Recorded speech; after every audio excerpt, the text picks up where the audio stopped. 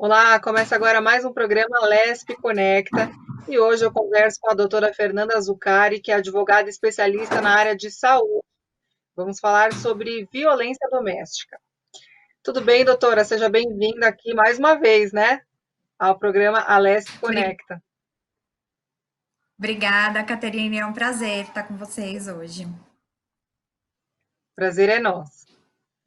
Bom, doutora, violência doméstica, um assunto que largamente, amplamente discutido, né? Especialmente esse mês de agosto, a gente tem no dia 7 de agosto uma data comemorativa, né? Onde a gente celebra, então, uma conquista muito importante para todas as mulheres, que é a criação da Lei Maria da Penha, que completou, inclusive, 14 anos.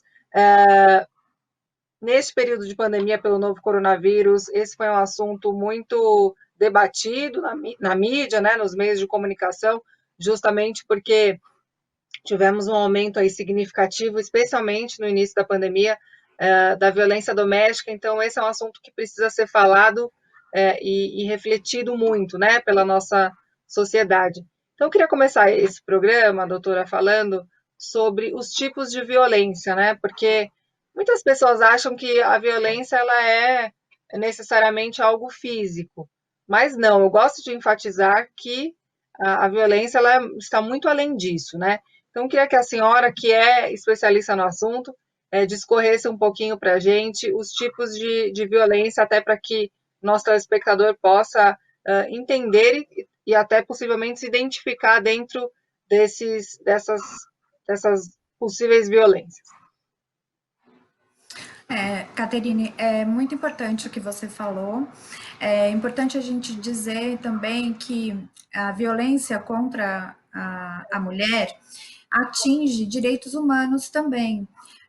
Fora isso, nós temos a Constituição Federal de 88, que trouxe direitos iguais aos homens e às mulheres.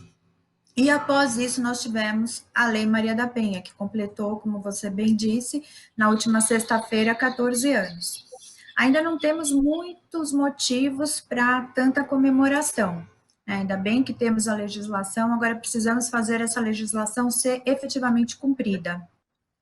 Com relação aos tipos de violência, é muito importante a pessoa entender que não é só a violência física, é a violência moral, é a violência psicológica, é a violência patrimonial. Qual que é a diferença? A violência física é aquela violência que vai atingir de forma física a mulher. A violência moral pode estar acumulada com alguns crimes contra a honra, como injúria, calúnia, quando você difama uma mulher. Já a violência patrimonial, isso é muito comum também. As mulheres muitas vezes nem emprestam um cartão de crédito, o companheiro sai fazendo empréstimo, faz vários gastos e depois o relacionamento acaba e essa dívida acaba, o homem acaba deixando para a mulher. Então, muitas vezes a mulher nem sabe, o nome dela está sendo usado para abrir empresas, para fazer financiamentos direto em bancos. Então, essa é a violência patrimonial.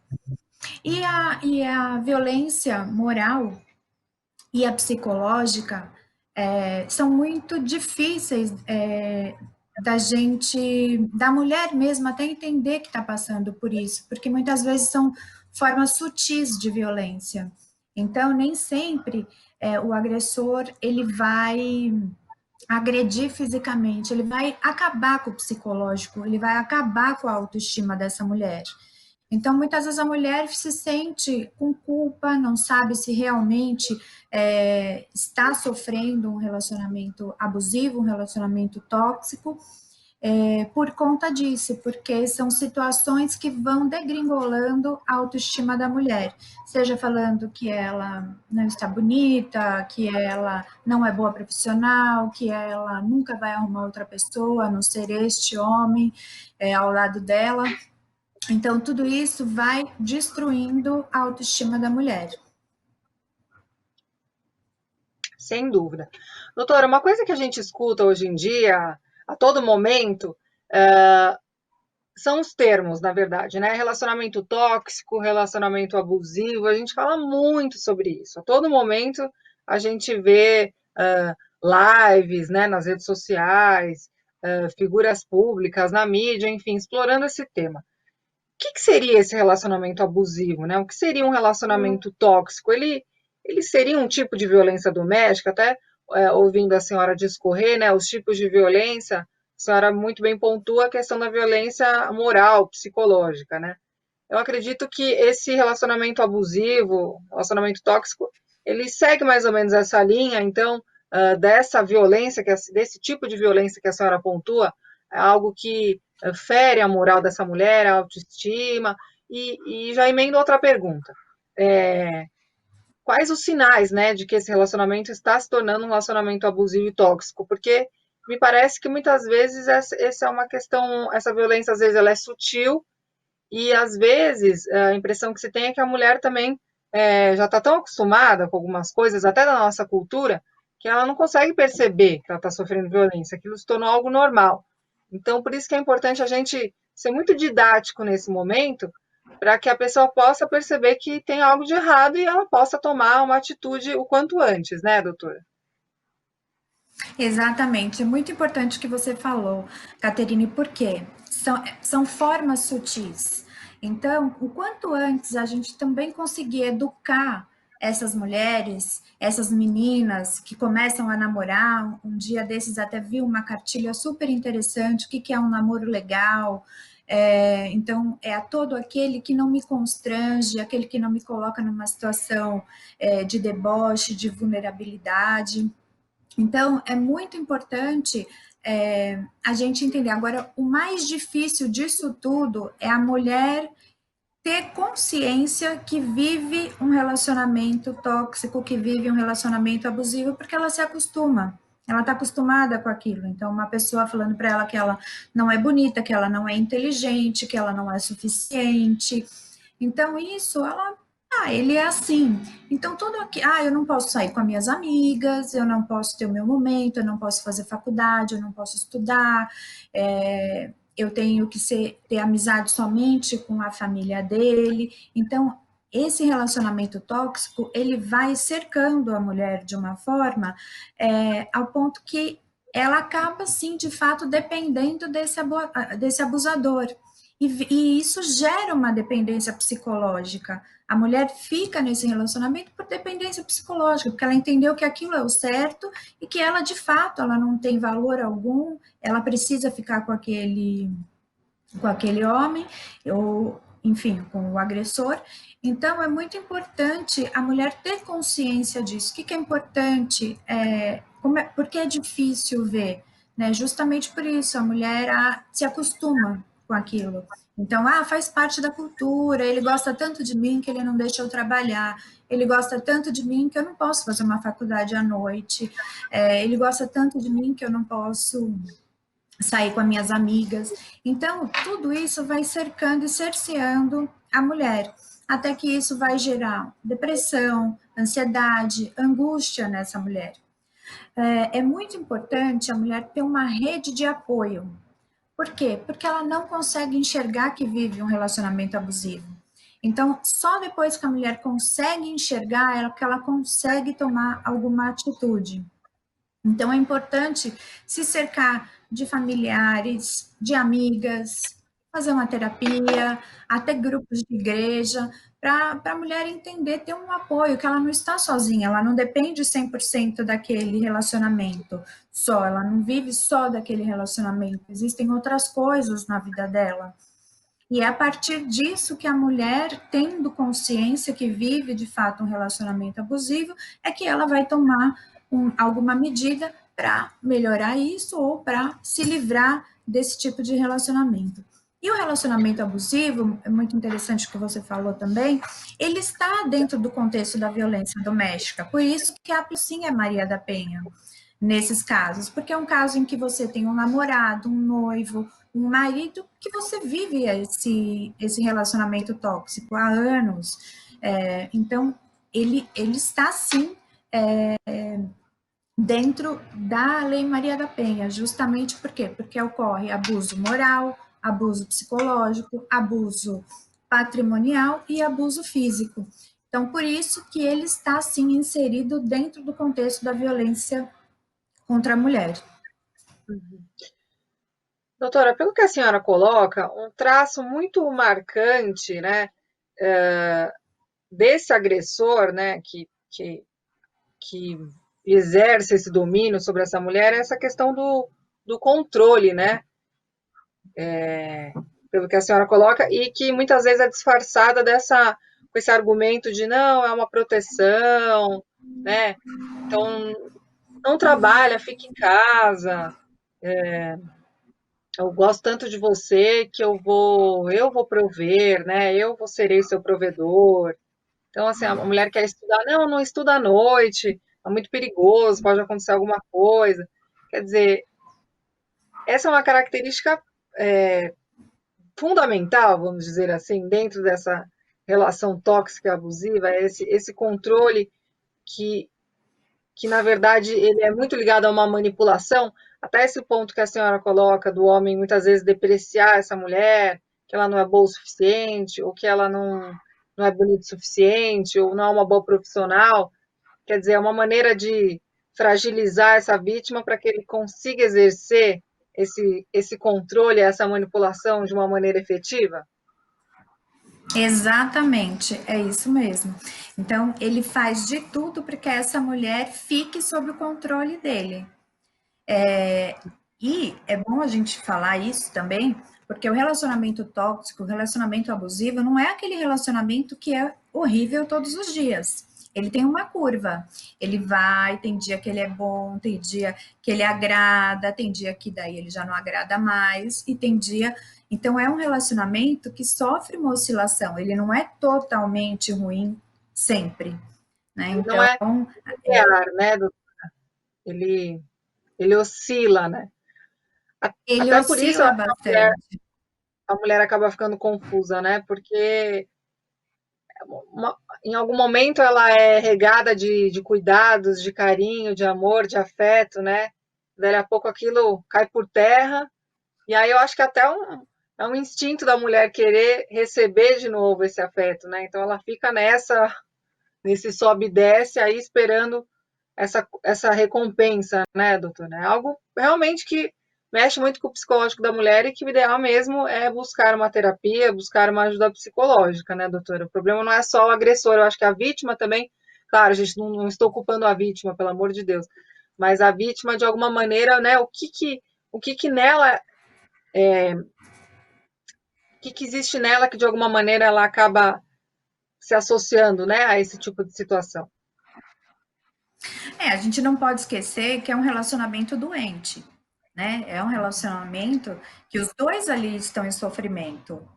O agressor também precisa ser tratado e a vítima, obviamente, porque teme pela vida.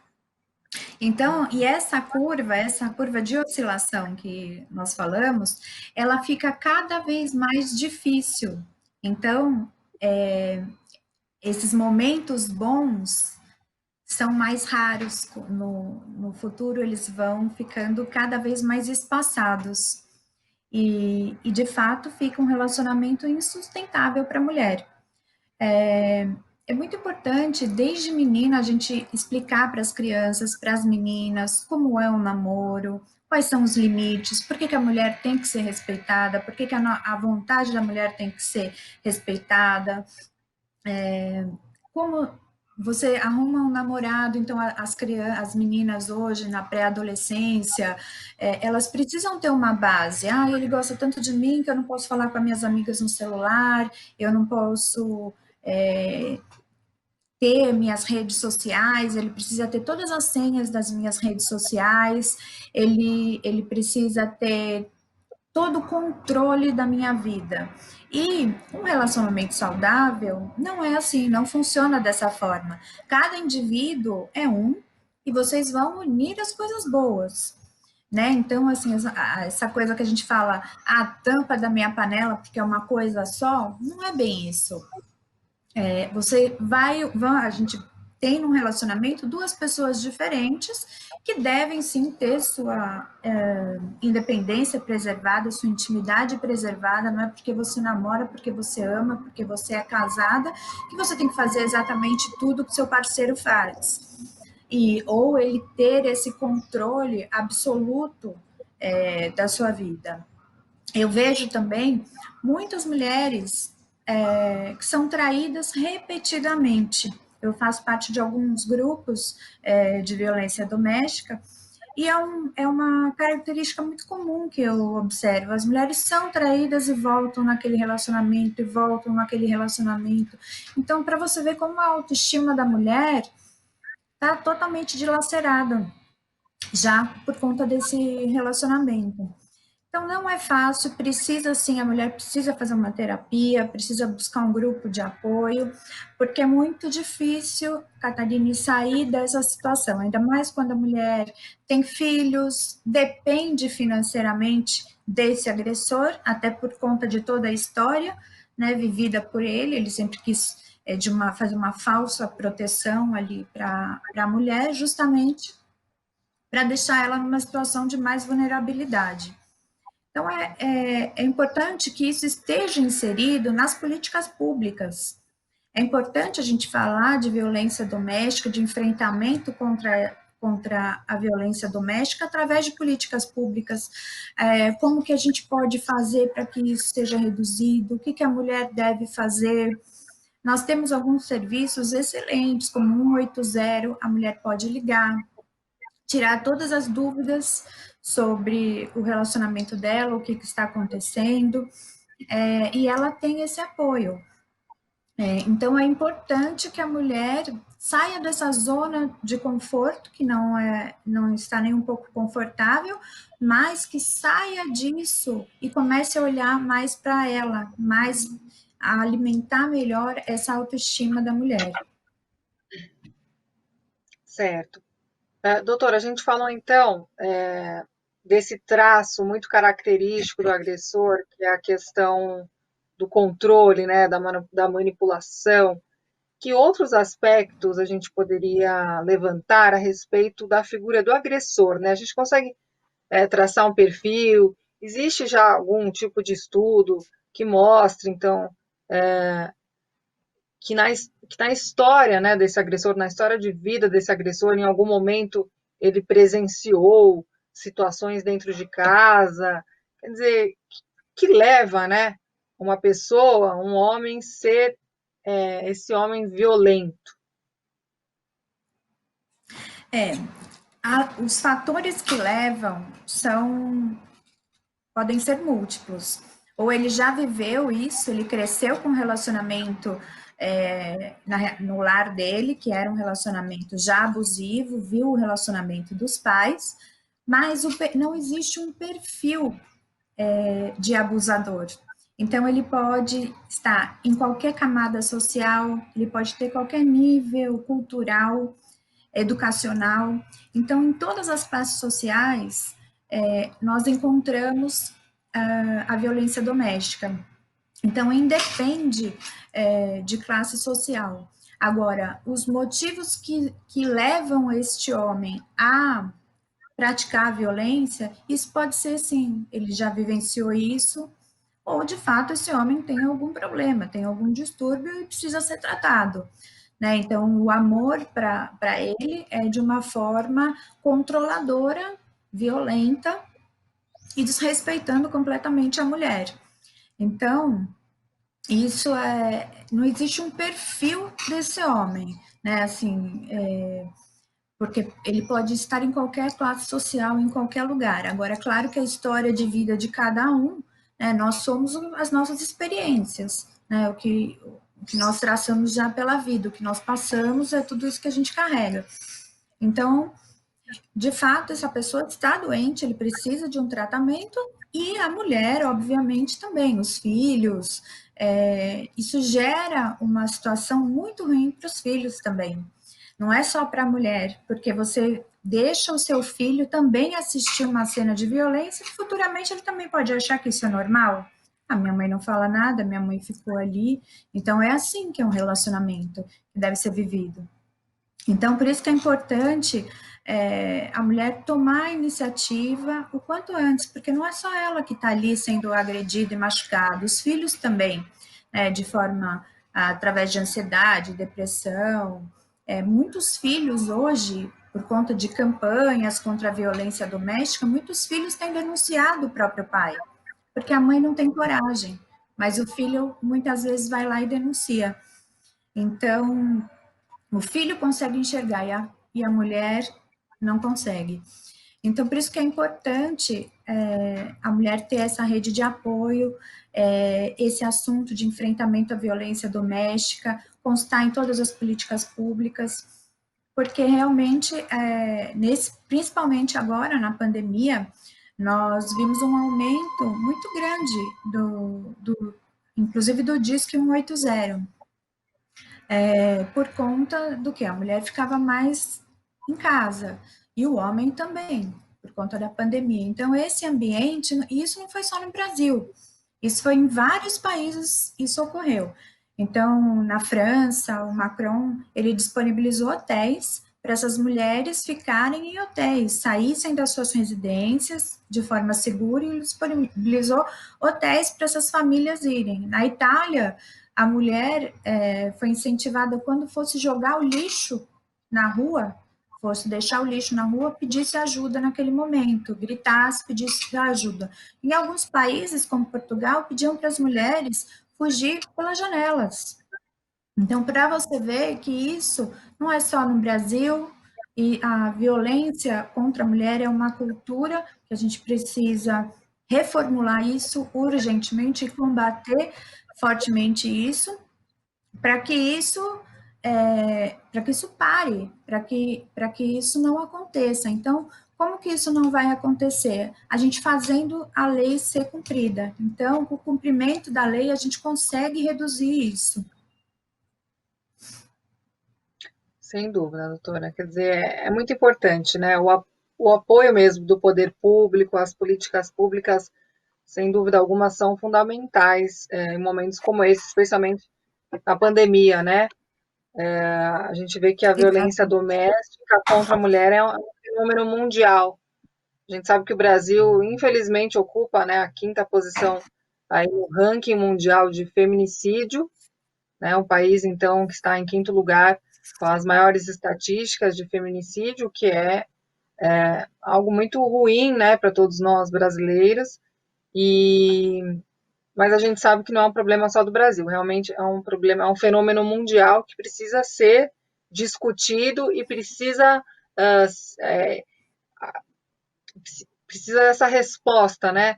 Não só do poder público, mas também da própria sociedade em se posicionar contra isso, nem que seja realmente denunciando no lugar dessa mulher que não tem condições.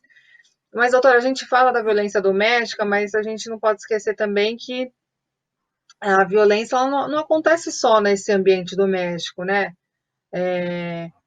Como a gente pontuou algumas vezes, a violência ela é muitas vezes sutil. Então, desde o momento em de repente que você está andando na rua e toma uma cantada agressiva, né? Alguém fala alguma coisa para você ali que te agride de alguma forma, alguma conotação de repente sexual, ou você estar no seu ambiente de trabalho e de repente algum tipo de proposta chegar até você, de repente, por uma promoção. Quer dizer, essa violência ela não é só dentro de casa, né, doutora? Ela está aí em todos os âmbitos da sociedade. Exatamente. Essa violência é contra o gênero, é contra a mulher, né? Então, nem sempre isso só vai acontecer dentro da residência dela. Ela pode estar no trabalho e sofrer uma violência doméstica por ser mulher, ter uma violação nos seus direitos por ser mulher, né? Então, essa é a questão. Com relação às políticas públicas que você disse, sem dúvida, a gente precisa enfrentar isso mais de perto mesmo, falando mais, como você bem disse, a sociedade, é importante que a sociedade participe, mas nós temos uma cultura que a gente não pode esquecer, que a gente fala, em briga de marido e mulher não se mete a colher. né? Então, esse é uma premissa que nós temos. Ai, não, meus vizinhos estão brigando, é briga de marido e mulher. Não, não é briga de marido e mulher. Né? Então, é esse tipo de cultura que a gente traz, isso precisa ser cortado. Não, não é briga de marido e mulher, é uma mulher sofrendo, é uma mulher apanhando, uma mulher tendo seus direitos violados. Essa é a forma que a gente deve assistir isso e tomar as providências. Então, assim, se você ouve uma mulher pedindo ajuda, gritando, pedindo socorro, culturalmente nós tínhamos esse conceito, não podemos nos meter porque é briga de marido e mulher. E quando na verdade não, isso aí é um direito humano sendo violado. Então, por isso que eu sempre falo, as pessoas que a sociedade que está fora desse contexto, dessa violência, você ouvindo a sua vizinha ou alguma coisa, que você tome as medidas necessárias. Por exemplo, você pode trabalhar com uma pessoa que vive com roxo no braço, nas mãos, e essa pessoa sempre está coberta. Isso é muito comum também.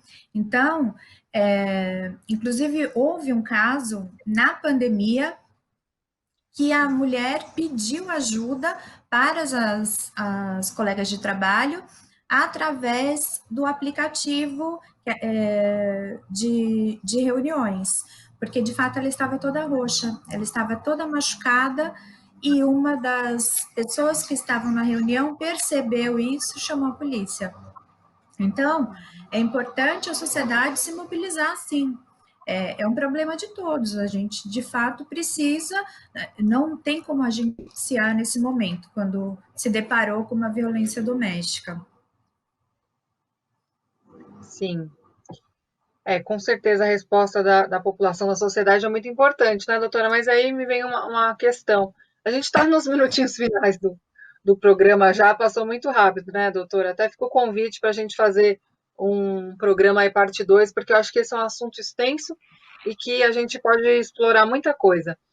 Mas para a gente finalizar, até com uma reflexão, às vezes a impressão que a gente tem até que a nossa cultura é, ainda que exista aí as linhas do feminismo, né? A gente tem falado muito sobre sororidade, mas na sua opinião, doutora, será que as mulheres elas realmente estão unidas e uma sendo sensível, né, à dor da outra? Ou a nossa cultura ainda existe muito essa rivalidade entre as mulheres e até por isso dificulta ainda mais, né, a gente combater essa cultura tão que não deixa de ser machista, né, doutora? Essa violência de gênero, ela tem um fundo aí de machismo.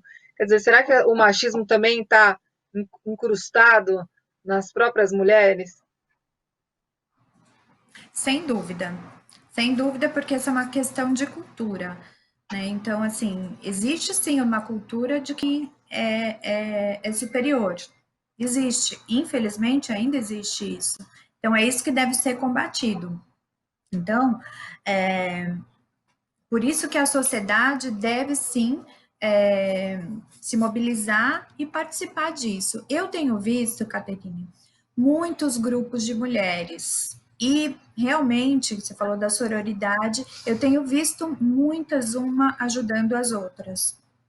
Então, apesar de ainda existir essa cultura, mas ele só te deu um tapa, você vai deixar a sua casa, que você tem todo o conforto, seus filhos, só porque você apanhou no final de semana?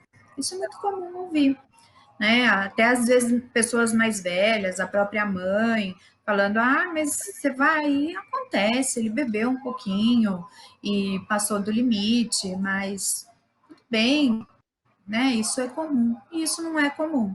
Então, hoje eu tenho visto muitos grupos de mulheres, umas ajudando as outras. É muito difícil. É muito difícil a mulher sair dessa situação de violência.